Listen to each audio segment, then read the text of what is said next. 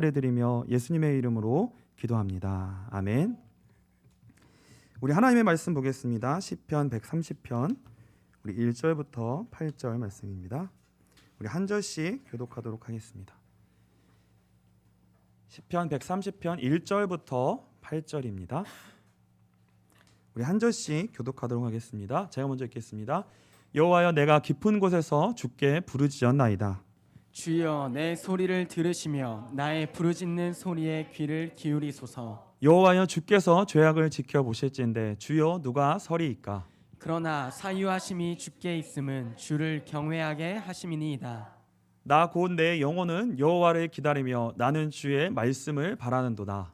파수꾼이 아침을 기다림보다 내 영혼이 주를 더 기다리나니 참으로 파수꾼이 아침을 기다림보다 더하도다. 이스라엘아, 여호와를 바랄지어다. 여호와께는 인자하심과 풍성한 속량이 있음이라. 그가 이스라엘을 그의 모든 죄악에서 속량하시리로다. 아멘. 우리 기도의 파수꾼이 필요합니다라는 제목으로 오늘 하나님의 말씀 나누도록 하겠습니다. 하나님이 제가 하나님을 인격적으로 만나고 하나님의 은혜를 주시고 나서 제가 은혜를 받고 나서 그 다음부터 저에게 생긴 특별한 은사가 있어요. 저한테 주신 특별한 은사가 뭐냐면요, 염려하고 걱정하는 겁니다. 네, 웃으신 분들. 네. 특별한 은사예요. 그러니까 제가 원래 염려하고 걱정하는 체질이 아니에요. 저는 굉장히 긍정적이었고 밝았고 그 염려하고 걱정하는 체질이 아니었는데 제 은혜를 받고 나서부터 염려하고 걱정하는 체질이 생겼어요. 그래서 그게 어떻게 보면 지금은 제 성향이 된 것 같아요. 염려하고 걱정하는데 그 염려하고 걱정하는 것이 죄성으로 기울어지면 어떻게 되냐면 필요 이상으로 낙심하고 절망하고 무기력해져요. 저는 그것이 죄성으로 기울어지게 되면. 근데 이 염려와 걱정이 하나님을 아는 자리로 하나님 앞에 나아가게 되는 것과 연결이 되어지면 반드시요, 저는 그 절망의 끝자락에 가서 아주 어려운 그 가장 무기력의 끝자리에 가서 낙심하는 끝자리에 가서 절망의 밭에서 뭘 발견하게 되냐면 감추인 보화가 있습니다. 밭에 감추인 보화. 복음을 발견하는 도구로 제 성향이 쓰임 받게 되는 거를 저의 여정 가운데 그걸 보게 됐거든요. 그러니까 그게 하나님이 저에게는 일하시는 방법이었어요. 저에게 염려와 걱정이라는 것이 저에게 한편으로는 사단의 통로가 됐지만 그것이 사단의 통로가 되는 것을 통해 저는 그걸 통해 하나님이 하나님을 아는 자리로 나아갈 수 있도록 인도하시는 그런 것이 됐다는 거죠. 혹시 염려하고 걱정하시는 분들, 염려와 걱정 가운데 사로잡혀 있는 분들도 계세요. 그리고 그것이 우리에게 굉장히 체질로 굳어져 있고요. 그게 빠져나오지 못해요. 미래에 대한 염려, 이것이 우리를 자꾸 누르고 필요 이상으로 염려하는 그러한 것이 있는 분들이 있을 수 있는데요.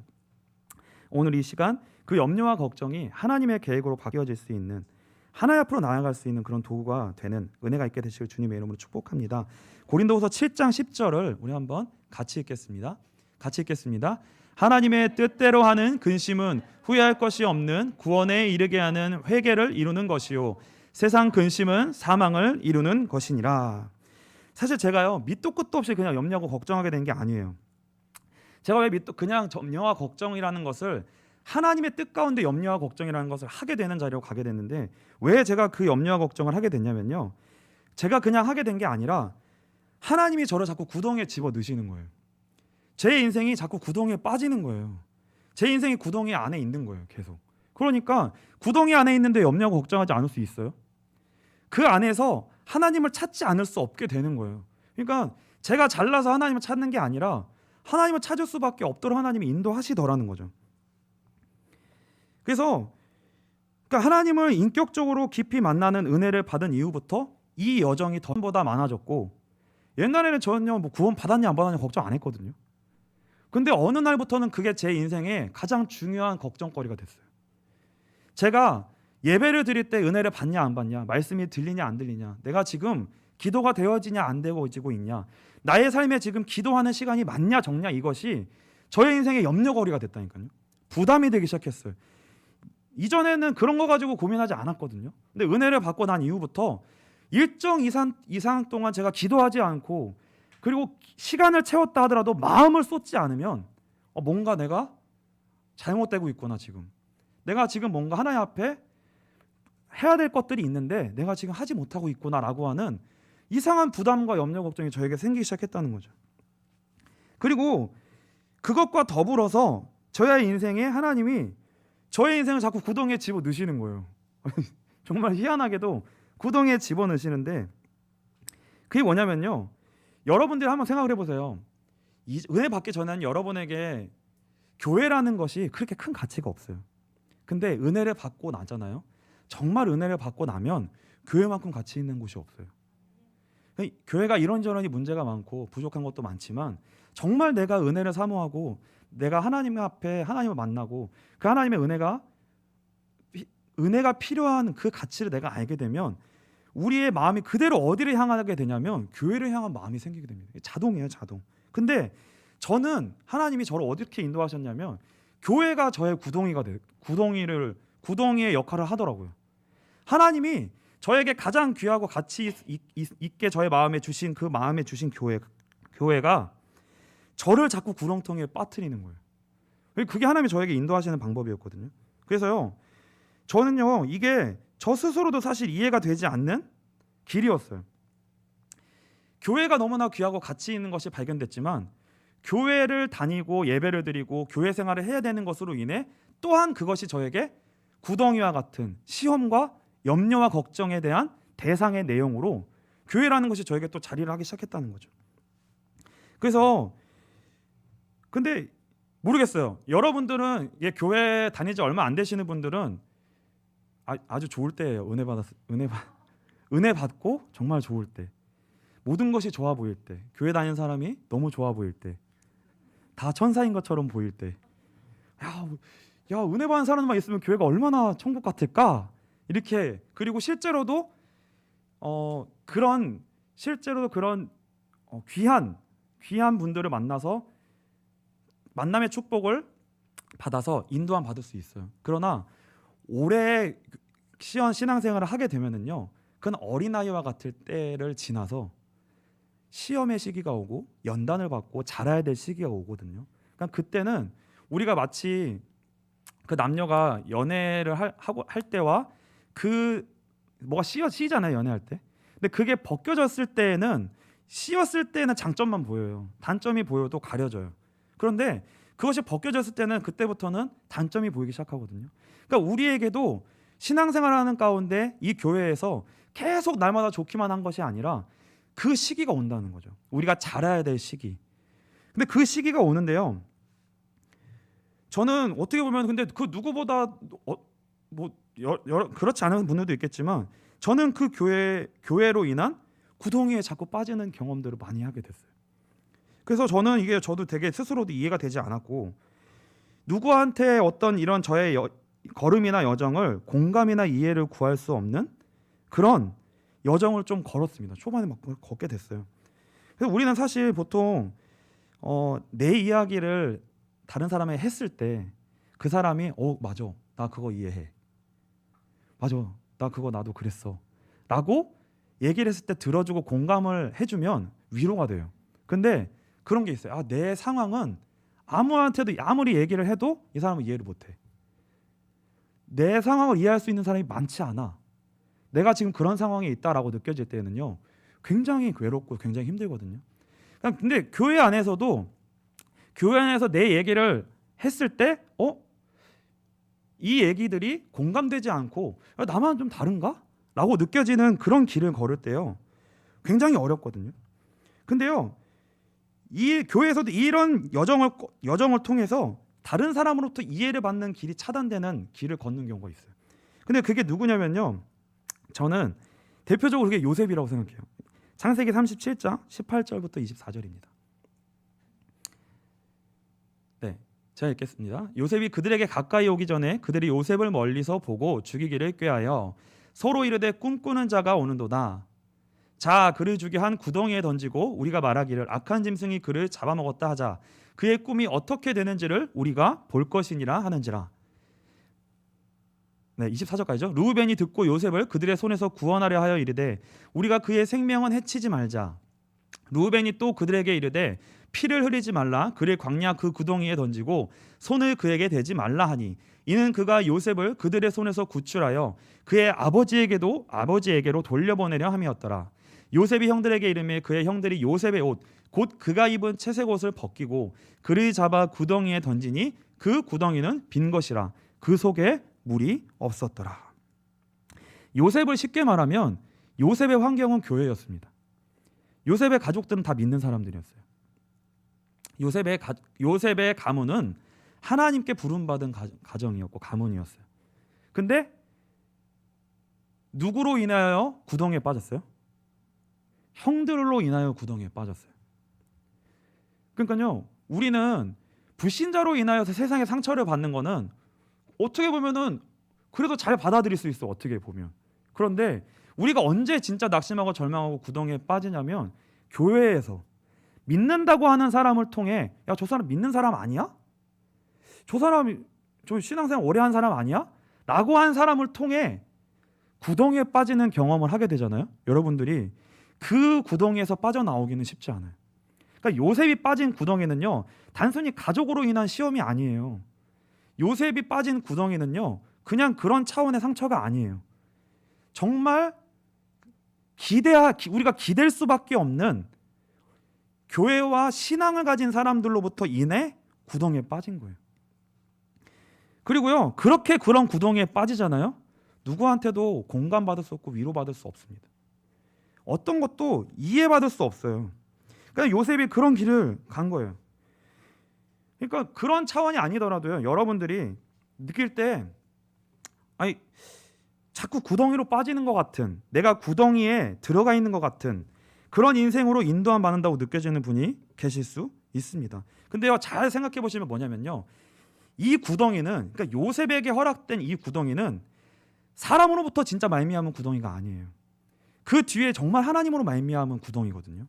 근데 충격적인 사실은 뭐냐면 그것이 우리가 느낄 때는 믿는 사람처럼 보이는 사람으로 인해 그 구덩이에 들어가게 된다는 거예요. 믿지 않는 사람으로 인해 들어가는 게 아니라. 그래서 혹시 여러분들이 그 구덩이와 같은 상황 속에 빠진 것 같은 상황 속에 있는데 이게 하나님으로부터 말미암은 것인지 아니면 애매한 고난을 받는 것인지 구분하기 어려울 수 있는데요. 여러분들이 그걸 구분하려면요, 방법이 있는데 그게 뭐냐면요, 여러분들이 거기서 빠져나오려고 애를 써보는 거예요. 최대한 여러분들이 스스로 한번 빠져나오려고 애를 최대한 써보는 거예요. 만일 내 힘으로 스스로 빠져나올 수 있는 구덩이라면 그건 하나님으로부터 말미암은 구덩이가 아닙니다. 근데요, 하나님으로부터 말미암은 구덩이는요, 그 하나님이 정확한 계획을 위해 인도하셨고 그 안에 넣으신 거기 때문에 그 하나님의 뜻 가운데로 인도함을 받아야지만 그 구덩이가 복이 되고 그 다음 환경으로 인도함 받게 돼요. 그러니까 이거 분명하거든요. 그러니까 여러분들에게 그것이 경제의 웅덩이일 수도 있어요. 그러니까 경제의 구덩이가 내가 실패해서 들어간 구덩이일 수 있고 다른 사람으로 인해 들어간 구덩이일 수도 있지만 하나님의 뜻 가운데 말미암아 내가 경제의 어려움 가운데 있는 그 연단 가운데 들어가 있는 구덩이에 들어갈 수 있다는 거예요. 인간관계의 구덩이일 수도 있습니다. 그것이 여러분의 가정이 여러분에게 구덩이가 될 수도 있어요. 아니면 교회가 여러분들에게 구덩이의 역할을 할 수도 있습니다. 그 어떤 것이든지요, 여러분들에게 하나님이 인도하실 때 반드시 그 구덩이로 인도하시는 경우가 있다는 거예요. 다 보편적으로 이렇게 인도하는 것이 아니라 그 구덩이 가운데 인도함 받을 때가 있다는 거예요. 근데요, 진짜 신기한 거는 뭐냐면요, 구덩이에서 나오려고 할수록 어떻게 될까요? 더 빠진다는 거예요. 그게 하나님의 뜻 가운데 들어간 구덩이가 맞으면 나올 수가 없기 때문에 나오려고 애를 쓰면 쓸수록 더 빠져요. 요셉이 구덩이에서 나오게 되면 어떻게 돼요? 하나님의 뜻이 이루어질 수가 없겠죠. 정말로. 그 구덩이는 스스로 빠져나오면 안 돼요. 노예 상인에 의해 팔려서 빠져나와야지만 되는 거예요. 자기 스스로는 빠져나올 수 없는 거죠. 그러니까 사실은 죽음을 겪은 거예요. 그 우물은요, 빠지면 죽는 거예요. 근데 왜 살았어요, 요셉이? 물이 없어서 살았어요. 물이 없어서. 그래서 우리가 그 구덩이에 빠지면요, 인간관계의 구덩이, 이해할 수 없거든요. 사람으로 말미암아 내가 구덩이에 자꾸 빠질 수 있어요. 이해할 수 없어요. 너무 힘들거든요. 그 사람 내가 바꿔낼 수가 없어요. 그러니까 여러분들이 그걸 해보셨을 거예요. 그 구덩이에 빠지면요, 우리는 어떠한 반응을 하게 되는데 동일한 반응을 하게 됩니다. 분노하는 거예요. 나를 구덩이에 빠뜨린 사람으로 인하여 그 사람을 되게 분노해야 되는 거예요. 분노가요, 죽이고 싶은 만큼의 분노가 나오는 거예요. 왜 그러냐면요, 우리에게는 나를 힘들게, 내가 지금 나는 힘들게 됐고 나를 힘들게 만든 그 사람이 보이니까 그 사람을 향하는 원망이 그 사람에게 분노로 다 쏟아가는 거예요. 저 사람이 나 인생의 원수야. 이 일이 나의 인생에 가장 큰 역할을 한 문제야. 이게 우리 안에 분노로 자리 잡고 상처로 자리 잡는 거예요. 깊은 상처를 받습니다. 근데요, 사실 우리의 그 죄성의 특징이 뭐냐면요, 우리 자신에 대해서는 대부분 좀 관대해요. 우리 자신에 대해서는 대부분 관대하고, 우리의 죄성의 특징이 뭐냐면 다른 사람에 대해서는 좀 훨씬 엄격합니다. 굉장히 엄격해요, 다른 사람에 대해서는. 근데요, 이 구덩이에 빠지면요, 이 우리의 죄성이 극대화돼요. 극대화돼서 다른 사람에 대한 정죄가 극에 달합니다. 그래서 여러분들 평소에 나는 본성상 착해, 이런 분들 있죠. 저 같은 사람 있잖아요. 본성상 착해. 웬만해서는 화를 잘 안 내. 나는 잘 인내하고 참고. 기본 용량이 있어요, 사람마다. 화라는 거는 뭐냐면 참을 수 있는 기본 용량이 있어요. 기본적으로 하나님이 그 사람 생긴 모양이 있거든요. 기본적으로 그 생긴 모양이 있는데 각자마다 그 용량의 수준이 다를 수 있어요. 근데 그 용량이 다른 사람과 비교해서 좀 나을 수 있어요. 그럼 그 사람은 착하다, 이렇게 얘기하거든요. 여러분들 중에서 착하다고 하는 사람이 있어요. 근데 이 구덩이에 빠지잖아요. 여러분들이 일생일 때 보지 못했던 내 모습을 보게 됩니다. 내가 이런 모습까지 내가 한 적이 했을까? 내가 이런 모습으로까지 드러날까? 자기 자신에 대한 통제를 잃어버리게 되고요, 자기 자신에 대한 최악의 모습을 계속 마주하게 돼요. 언제? 구덩이에 빠져 있을 때. 괜찮아요, 평상시에는. 근데 구덩이에 빠져 있을 때는 그 모습을 그대로 보게 됩니다. 그러니까 오늘 시편 130편 1절을 보시면요, 여호와여, 내가 깊은 곳에서 주께 부르짖었나이다.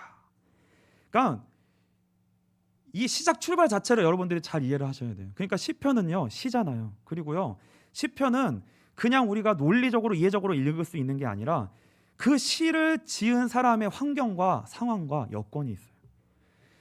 여호와여, 내가 깊은 곳에서 부르짖었나이다 라고 했을 때, 이것을 우리는 그 구덩이를 경험하지 못한 사람은, 그 구덩이 속에서 그것을 경험해 보지 못한 사람은 시편을 읽을 때 여호와여, 내가 깊은 곳에서 주께 부르짖었나이다 하는 것을 그냥 읽고 지나가요. 이 사람 깊게 부르짖었나 보다. 근데요, 정말 구덩이 가운데 그 경험을, 그 가운데 우리의 인생을 지나게 되면은요, 시편 130편 1절이 이 사람 이 길을 지났구나. 이 사람 지금 이 자리에 있구나. 거기서 여호와께, 깊은 곳에서 여호와께 부르짖을 수밖에 없었구나. 이 이해가 되는 거죠. 그 130편이 그러한 자리에 있거든요. 근데요, 중요한 거는 뭐냐면 그 깊은 웅덩이가 하나님의 뜻 가운데 우리에게 허락하신 웅덩이라면 반드시 우리는 그 자리가 하나님이 우리를 부르고 계신 자리라는 사실을 기억하셔야 됩니다. 하나님이 우리를 부르고 계신 거예요. 우리가 하나님을 찾기 이전에 하나님이 우리를 부르고 계신 거예요. 하나님 우리를 부르고 계신 거예요. 그 웅덩이가 하나님이 우리를 부르시는 자리입니다. 그래서 우리는 이런 말 하잖아요. 어떤 사람들에게 우리는 이런 조언을 자주 합니다. 야, 지금 너 하나님 앞에 설 때야. 하나님 앞에 서. 이런 얘기 많이 하셨죠. 여러분도 들었고 여러분도 조언하셨을 거예요. 야, 지금 하나님 앞에 설 때야. 하나님 앞에 서. 이런 얘기를 우리가 쉽게 하는데요. 그리고 자주 하는데 진짜 하나님 앞에 선다는 건 간단한 일이 아니에요. 하나님 앞에 선다는 거는 그렇게 쉽게 얘기할 수 있는 얘기가 아니고요. 야, 하나님 앞에 서야 될 때야 라고 쉽게 말하고 쉽게 들을 수 있는 얘기가 아니에요. 왜 그러냐면요, 하나님 앞에 서는 거는 우리가 할 수 있는 게 아니기 때문에 그렇습니다. 출애굽기 20장 1절부터 3절입니다. 하나님이 이 모든 말씀으로 말씀하여 이르시되 나는 너를 애굽 땅 종되었던 집에서 인도하여 낸 내 하나님 여호와니라. 너는 나 외에는 다른 신들을 내게 두지 말라. 이 뭐예요? 10계명의 제1계명이죠. 나 외에는 다른 신을 내게 있게 하지 말지니라. 이게 한글로는 이렇게 번역이 되었지만 원어를 다시 번역하면 어떤 뜻이냐면요. 이런 뜻이에요. 내 얼굴 앞에 너만 있었으면 좋겠다. 내 얼굴 앞에 너만 있었으면 좋겠다. 나와 너의 그 얼굴 사이에 아무것도 두지 말아라. 이거거든요. 가운데 뭐가 없어야 된다는 거예요. 그래야지만 하나님의 얼굴과 내 얼굴이 같이 마주보고 대면하는 게 이게 제 1계명이에요. 이게 제 1계명입니다. 이게 하나님 앞에 서는 거예요. 선다라고 말하는 거예요. 근데 이게요 쉬운 게 아니라니까요. 그러니까 우리 스스로 그게 안 된다니까요. 이게 간단치 않다는 거예요. 이게 10계명의 제 1계명이 무슨 뜻이냐면 하나님 편에서는 이런 뜻이 됩니다. 이제 내가 너의 하나님이 되어줄게. 이런 뜻이에요. 이제부터 내가 너의 주인이 되어줄게. 이제부터 내가 너의 생명이 되어줄게. 이런 뜻이에요. 근데 그 하나님의 그 뜻이 우리 편에서는 어떻게 이것이 어떤 과정을 통해 그것이 우리에게 오냐면요. 이거예요. 이겁니다. 이거는요. 나는 이것도 믿고 저것도 믿고 하나님도 믿겠습니다. 이렇게는 안 돼요. 그렇죠? 이게 하나님 앞에 쓰는 게 아니에요. 그거는 너는 나 외에 다른 내 얼굴 앞에 다른 거 두지 말라고 하셨잖아요. 그렇죠? 그러니까 근데 우리 편에서 이게 안 된다고요. 나는 이것도 믿고 저것도 믿고 하나님도 믿겠습니다. 이게 안 되고요. 우리 안에 우리에게 어떤 고백을 하나님 받기 원하시냐면 하나님만이 나의 유일한 생명이십니다. 내가 의지하는 것은 오직 하나님이 전부입니다. 하나님께만 난 매어 달리는 존재입니다. 라는 고백이 되어야 되거든요. 근데 이게 간단한 게 아니라고요. 근데 이게 억지로 밀려서 하거나 떠밀려서 하거나 두려워서 하거나 어떤 이렇게 하면 응답을 받을 거니까 이런 이유와 조건을 붙여서 하는 것이 아니라 그것이 하나님이 진짜 우리의 하나님이 그런 하나님이 되어 주시겠다라고 말씀하신 거거든요. 이게요. 근데 그게 우리 편에서 그게 되기 위해서는요. 어떤 과정이 필요하냐면 반드시 선행돼야 될 과정이 필요합니다. 그게 뭐냐면 하나님과 우리 사이에 그 얼굴 사이에 가로막고 있는 그 무엇, 성경 우상이라고 얘기하죠. 그것이 우리 편에서 제거돼야 되는 과정이 필요한 거예요. 그러니까 그게 내려놔져야 우리가 하나님 볼 거 아니에요. 그렇죠? 여러분 한번 생각해 보세요. 언제 진짜 하나님 절실하게 언제 바라봐요? 안 바라봐져요. 절대 그냥 안 바라봐져요. 그냥 안 바라진다고요. 그래서 이 하나님 없이 우리는 하나님을 절대 전심으로 찾고 바라보고 하나님만을 의지하지 않아도 그동안 다른 것으로 우리를 지탱하고 유지해왔던 우리가 의존했던 일종의 울타리가 있어요. 그러니까 그 울타리가 우리 힘으로 제거가 안 되니까 그게 무엇을 통해 하나님이 그걸 제거하시냐면 우리를 구덩이에 넣으시는 거예요. 구덩이에 들어가면 그게 일종의 울타리가 제거되는 거예요. 근데 여러분들도 경험을 해보셨겠지만 구덩이에 바로 빠졌다고 해서요 우리가 하나님 앞에 바로 서게 되느냐? 그렇지 않습니다. 구덩이에 빠지면 우리가 하나님 앞에 먼저 쓰는 게 아니라 오히려 우리는 하나님 앞에 쓰는 것 말고 다른 방법으로 살기 위해서 악착같이 몸부림쳐요. 그거는 제일 나중이에요. 정말 하나님 앞에 서는 건 제일 나중이고 일단 나는 내 방법과 수단과 동원을 해서 내가 그 구덩이에서 살기 위한 몸부림을 치는 거예요. 그게 정상적인 과정이에요. 근데 그 몸부림치는 과정을 통해 성령이 우리 안에 내주하신다면 저와 여러분 가운데 성령 하나님이 내주하신다면 반드시 구원받은 신자는 하나님 앞에 1대1로 대면하는 자리로 반드시 오게 됩니다. 반드시 오게 돼요. 그래서 우리가 이게 하나님 앞에 선다는 것이 무엇인가를 우리가 다시 한번 잘 생각했으면 좋겠고요. 하나님 앞에 그냥 넘어가지 말고 적어도 한 번 정도는 내가 정말 하나님 앞에 서본 적이 있는가? 나의 정말 기도 제목이 내가 정말 하나님 앞에 서고 그 하나님으로 말미암아 하나님을 정말 원하는 것인가? 내 인생의 여정의 모든 인생의 여정이 지금 그 하나님 앞에 서기 위하여 나의 인생의 여정이 지금 가지고 있는가? 이걸 한번 생각해 볼 필요가 있다는 거죠. 그래서요 하나님 앞에 선다는 건요 이겁니다. 이거예요. 내가 내 스스로 나를 살리려고 하는 것에서 손을 떼는 거예요. 구덩이에 빠졌잖아요. 저와 여러분이 구덩이에 빠졌어요. 그러면 그 구덩이에서 내가 나를 살리려고 애쓰는 것을 그만두는 거예요. 구덩이에 빠졌을 경우에는. 그래야 무슨 일이 벌어지냐면, 그래야 어떤 길이 열리냐면, 하나님이 되어 주셔서 나의 생명으로 역사해 주실 수 있는 길이 생겨요. 그래야 길이 생겨요. 근데 이 과정이 진짜 정말 힘들어요. 왜 힘드냐면 우리는 그게 포기가 안 돼요. 구덩이에 빠졌는데 포기가 안 돼요. 그래서 우리는요, 하나님과 우리 사이에서 타협을 합니다. 그 자리에서 어떤 타협을 하면, 하나님 계속 타협을 해요. 저와 여러분의 예배와 기도가 다 그런 과정이에요. 타협을 하는 거예요. 그리고 우리가 하나님을 설득하기도 하고 하나님이 협박하기도 합니다. 이거 아니라고, 여기까지만 하자고 계속해요. 여기서 협박하고 타협하고, 그 다음에 어떻게 해요? 울어요. 이거 아니라고 울기도 하고, 또 한편으로는 막 매달리기도 해요. 하나님 이거 아니라고, 이렇게 해주시라고, 꺼내달라고, 여기서 꺼내달라고 매달립니다. 이런 과정을 지나요. 근데 하나님이 이 과정을 다 받아주세요. 다 받아주시면서 이 과정을 지나게 하세요. 근데 중요한 건 뭐냐면 구덩이에서 안 꺼내주세요. 근데 왜 안 꺼내주시냐면요, 그러니까 한마디로는 이거예요.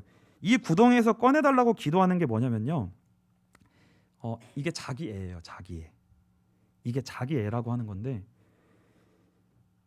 이 자기애가 뭐냐면 우리는 하나님으로 인해 살던 존재가 아니에요.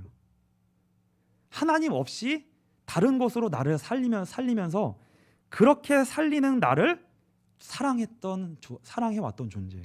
그러니까 하나님이 그 울타리를 제거하잖아요. 그러면 내가 나를 살릴 수가 없잖아요. 내가 나를 사랑할 수가 없잖아요. 그렇잖아요. 근데 그게 제거돼야 하나님으로 인한 사랑을, 하나님의 사랑으로 인해 살 수 있는 다른 구원의 길이 우리 인생 속에 열려지는 건데, 그걸 못 기다리는 거예요. 내가 살 수가 없을 것 같이 느껴지니까 그걸 못 기다린다니까요. 이 울타리가 제거된 상태가 견디기 어려워요. 그래서 내 방법과 이전의 것들로 나를 살리려고 하는 것을 내려놓지 못하는 거예요. 왜? 그거 잡으면 내가 금방 살 것 같으니까. 왜냐면 예전에 그렇게 살았으니까. 그러니까 끝까지 그거에 대한 포기를 못하는 거예요. 근데 정말 하나님의 계획 가운데 우리가 그 구덩이에 들어간 게 맞으면 그 방법으로 구덩이에서 나와지지 않는다는 거예요. 나와지지 않는다는 거죠. 그래서 이런 과정을요, 계속 반복하게 됩니다. 수없이 반복해야 돼요. 그러니까 그것이 저와 여러분이 앞으로 걸어가야 될 예배와 기도의 본질입니다. 그러니까 구덩이에서 자기 애를 내려놓고 하나님만을 바라보는 자리로 나아가는 그게 진짜 믿음이고, 우리 빛과 소금 교회가 나아가는 예배의 본질이에요. 그러니까 이 방향성을 저와 여러분들이 잘 기억하셔야 돼요. 왜냐하면 지금 여러분들이 그렇게 해라가 아니라 하나님이 저와 여러분 사이에 그 씨름을 하신다는 거예요. 그 설득을 하신다는 거예요. 그걸 하신다는 거예요. 기다려주시면서 그걸 하신다니까요. 그래서 어쩔 때는 우리에게 숨을 쉴 시간도 주셔요. 그러나 궁극적으로 하나님은 우리를 그 구덩이에서 꺼내주시는 게, 우리가 원하는 자기의 기도에 응답해 주시는 게 사실은 우리의 예배와 기도의 궁극적 목적이 아니라는 거죠. 그래서 내가 구덩이 속에서 내 자신의 방법과 이전의 수단을 가지고 나를 살리려고 하는 것이 포기되어지고 내려놓아질 때, 그때가 바로 뭐냐면 하나님 앞에 1대1로 서게 되는 거예요. 그렇죠? 그러니까 저 여러분들 한번 생각해 보세요. 내가 정말 하나님 앞에 1대1로 서본 적이 있는가? 이 치열한 과정 속에 하나님이 나를 개입하시고 간섭하셔서 너 내 앞에 한번 서봐. 정말 내 앞에 한번 서봐. 나를 좀 찾아봐. 나를 정말 구해봐. 그래서 나로 인한 진정한 구원을 한번 경험해봐 라고 하나님이 저와 여러분에게 요청하시는 거예요. 부르시는 거예요. 그리고요, 그 과정 가운데 여러분이 있으실 수 있어요. 그럼 그 과정 가운데 있으면요, 진짜 힘들어요. 왜 그래요? 이게 십자가에 매달린 거거든요. 십자가에 매달린 거는 뭐냐면 이전으로 못 돌아가요. 근데 아직 안 죽었어. 그 중간에 있는 거예요. 저와 여러분이 그 가운데 지금 예배를 드릴 수 있습니다. 그 여정 가운데 있을 수 있어요. 아직 포기되지 않은 것들이 너무 많고, 그러나 내가 하나님 앞에 예배를 드리는데 하나님 앞에 서지 알잖아요. 내가 하나님 앞에 아직 서지지 못했다는 상태에서 예배 드린다는 거. 이 과정 가운데 우리가 있지만 제대로 가고 있다는 건 알고 계셔야죠. 그렇죠? 잘 가고 있는 거라고요. 이 길을 끝까지 가야 됩니다. 하나님과 대면하는 길을 가야 돼요. 이게 뭐냐면 믿음의 길이에요. 세상 사람들은 가지 않은 예수 그리스도께서 십자가에 죽으시고 부활하심으로 말미암아 열어놓으신 생명의 길이에요. 구원의 길이에요. 아무도 불신자는 아무도 한 번도 가본 적이 없는 길이에요. 이 길이 누구에게만 가지는 거예요? 신자에게만 가진다고요. 신자에게만 열려지는 구원의 길이에요. 이 하나님을 대면해야 뭐예요? 아, 정말 하나님이 나의 생명이 되어 주시는구나. 이것이 우리에게 진짜 경험이 되어져야 우리는 자기의 길이 아니라, 죄의 길이 아니라 믿음의 길을, 믿음의 세계를 진짜 걸어가게 되는 거죠. 믿음의 세계로 첫 발을 내딛게 됩니다. 여기부터가 기독교 신앙의 세계고요. 믿음의 세계예요. 그러니까 믿음에 대해서도 우리가 올바로 정립되어지고 갖고 있어야 돼요. 그것을 갖고 있어야 돼요. 예수를 믿는 건 정말 그 하나님을 만나고 그 하나님을 경험함으로 걸어가게 되는 길을 말하는 거예요. 믿음의 길. 저와 하나님이 여러분이 그 길로 인도하고 계신다는 거예요. 여러분 가운데 이 구덩이 가운데 계신 분이 있으시다면요, 하나님께서 여러분 가운데 일하고 계심을 진정으로 믿게 되시기를 주님의 이름으로 축복합니다. 정말 하나님이 함께하고 계시는 것이고요, 하나님이 인도하고 계시는 거예요. 그리고요, 오늘 이 예배와 오늘의 기도가 그 하나님 앞으로 조금이라도 나아갈 수 있고 설 수 있는 그런 귀한 복된 시간 되시기를 주님의 이름으로 축복합니다. 시편 130편의 저자가 지금 이런 시간을 지나고 있는 거예요. 다시 한번 읽어볼까요? 1절부터 3절입니다. 여호와, 내가 깊은 곳에서 주께 부르짖었나이다. 주여, 내 소리를 들으시며 나의 부르짖는 소리에 귀를 기울이소서. 여호와여, 주께서 죄악을 지켜보실진데 주여, 누가 서리이까? 처음엔 우리가 하나님 앞에 나아가게 될 때 처음엔 억지로 떠밀려서 하나님 앞으로 나오게 됩니다. 그렇죠? 문제로 인해, 구덩이로 인해 어쩔 수 없이 그 구덩이에 들어가게 돼서 구덩이에서 어쩔 수 없이 하나님을 찾게 돼요. 그런데요, 그 구덩이에서 뒹굴면서 내가 나를 붙잡고 뒹굴고 나를 놓지 않고 나를 사랑했다가 놨다가 하나님을 바라봤다가 또 나를 붙들었다가 이 과정을, 이 뒤범벅의 과정을 하면서 어떤 일이 벌어지냐면 좁은 문이 통과가 되는 거예요. 그 구덩이에서 좁은 문이 통과해요. 그러면 뭐가 임하게 되냐면 그 구덩이 속에서요, 하나님의 은혜의 문이 여러분에게 열려지게 됩니다. 은혜가 임하게 돼요. 그 과정을 통해서 은혜가 열려져요. 저와 여러분에게 그 구덩이 가운데에서요, 이 은혜의 통로, 이 은혜가 경험되시게 되기를 주님의 이름으로 축복합니다. 이 은혜가 그 구덩이에서 경험되잖아요. 진짜 그 은혜가 귀하다는 걸 알게 돼요. 그러니까 이 과정을 통해 은혜가 정말 귀하구나, 예배가 정말 귀하구나, 기도가 정말 귀하구나, 교회가 정말 귀하구나 하는 사람들이 모여져야 돼요. 그런 사람들이 모여져서 하나님을 바라보고 예배할 때 그 예배가 값지고 그 교회의 예배가 하나님이 받으실 만한 예배로서 올려지는 예배가 돼요. 그러니까요, 하나님이 저와 여러분들에게 예배를 받고 싶으시잖아요. 그렇죠? 다른 거 아니잖아요. 뭐 하나님이 진짜 뭐 말만 따라 우리의 무엇을 받으셔가지고 그 필요하신 분이 아니잖아요.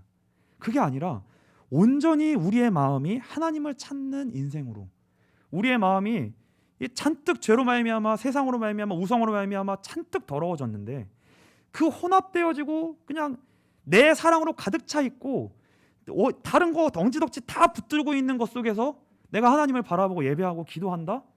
그 안에 그 통로, 그 지저분한 그 죄악으로 가득 찬 통로 속에 어떻게 은혜가 뚫고 들어올 수 있겠냐고요. 구덩이는 뭐냐면 저 하나님이 여러분들을 깨끗게 하시고 정화시키시고 우리에게 있는 그 모든 죄악들을 떼시는 작업을 하시는 거예요. 근데 우리가 느낄 땐 그게 싫은 거예요. 어렵고 힘들고. 근데요, 그걸 하나하나 떼어놓고 내려놓을 때 아프지만 그 아픈 시간을 지나 하나님의 은혜가 임한다는 거죠.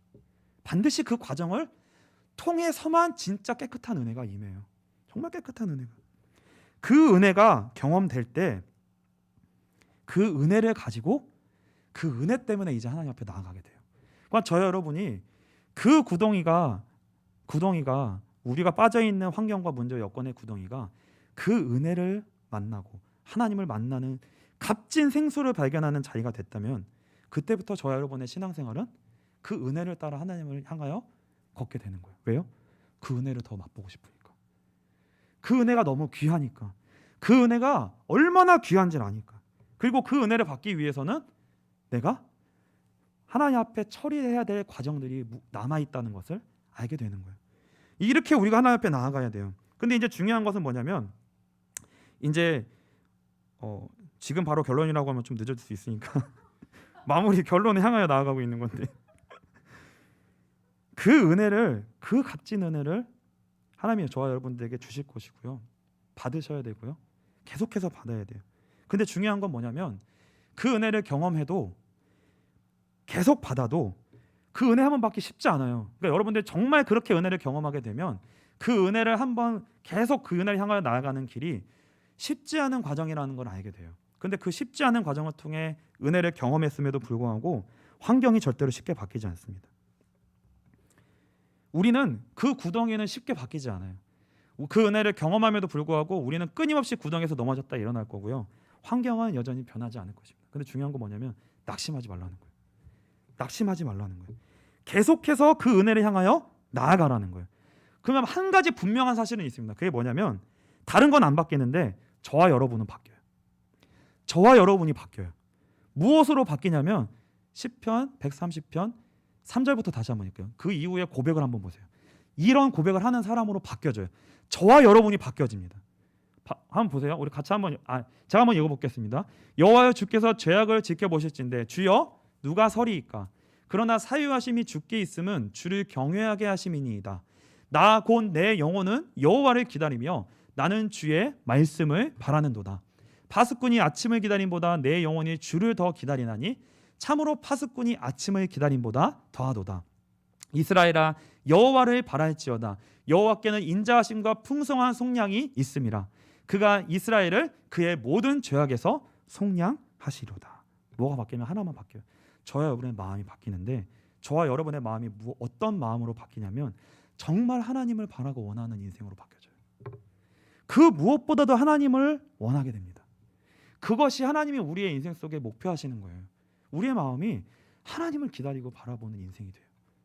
그렇게 되거든요. 파수꾼이 뭐냐면 오늘 기도의 파수꾼이 되잖아요. 파수꾼이 필요합니다.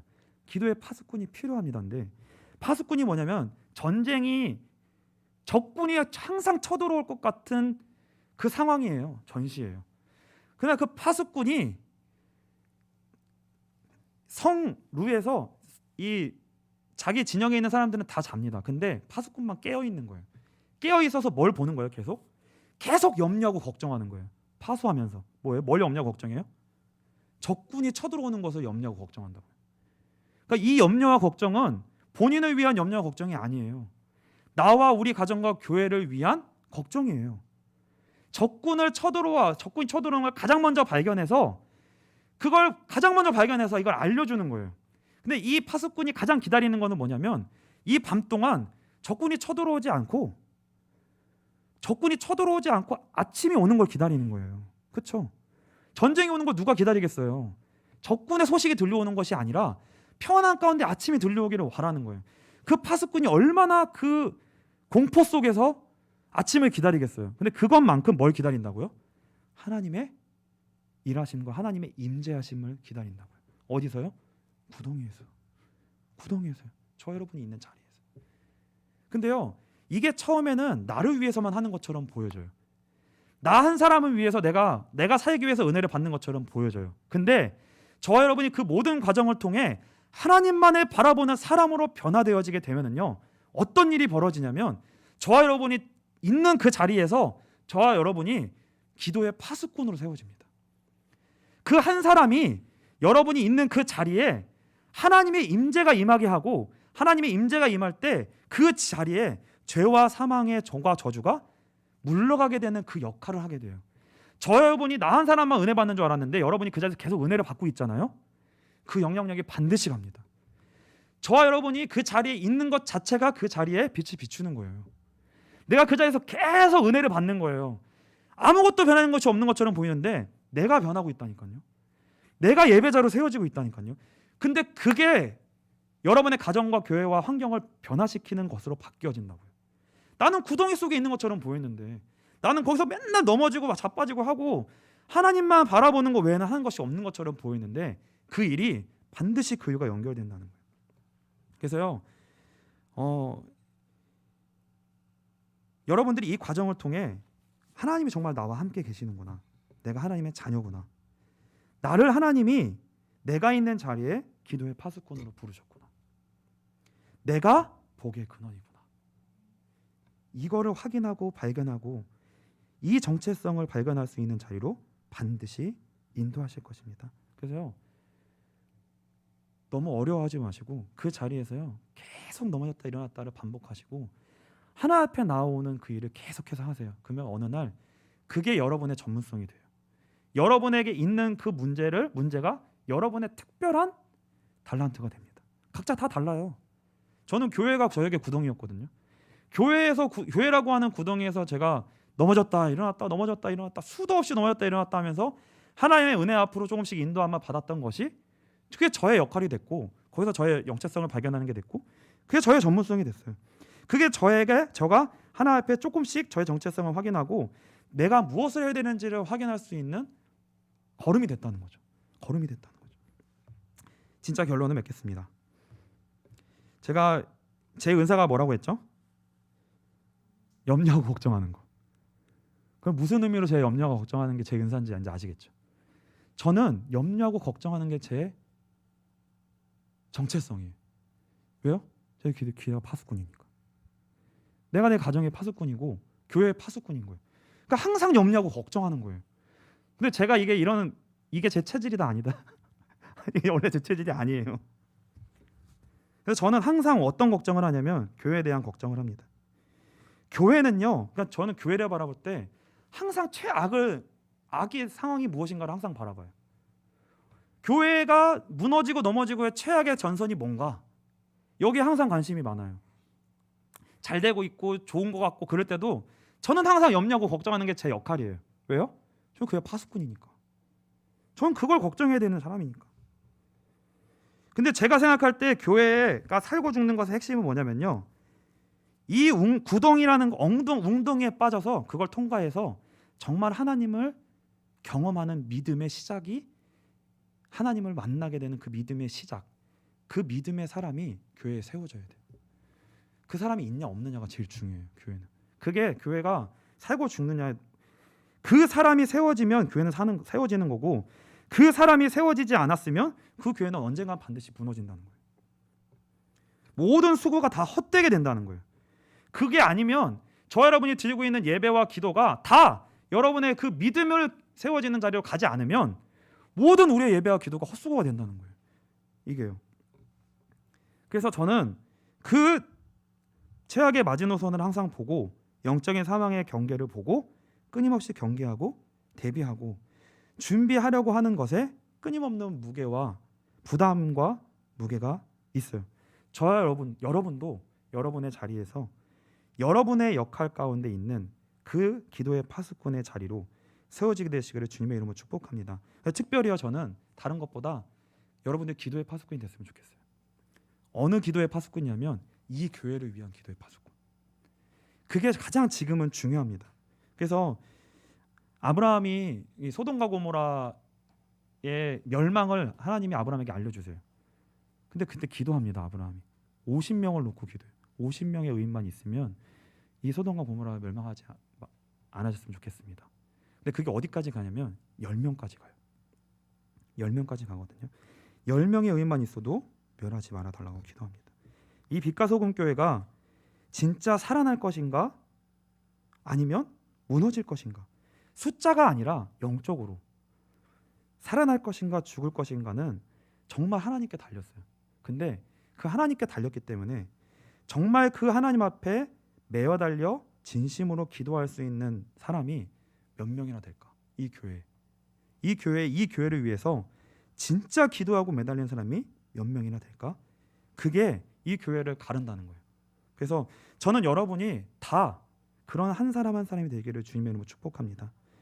원망하고 불평하고 계속해서 나를 위해 이렇게 해주기를 저렇게 해주기를 바라는 인생보다는 그 자리에서 기도의 파수꾼의 역할을 하시고 하나님을 찾고 복의 근원의 역할을 감당할 수 있는 그런 저와 여러분 되시기를 주님의 이름으로 축복합니다. 우리 시간 찬송하면서 기도하겠습니다.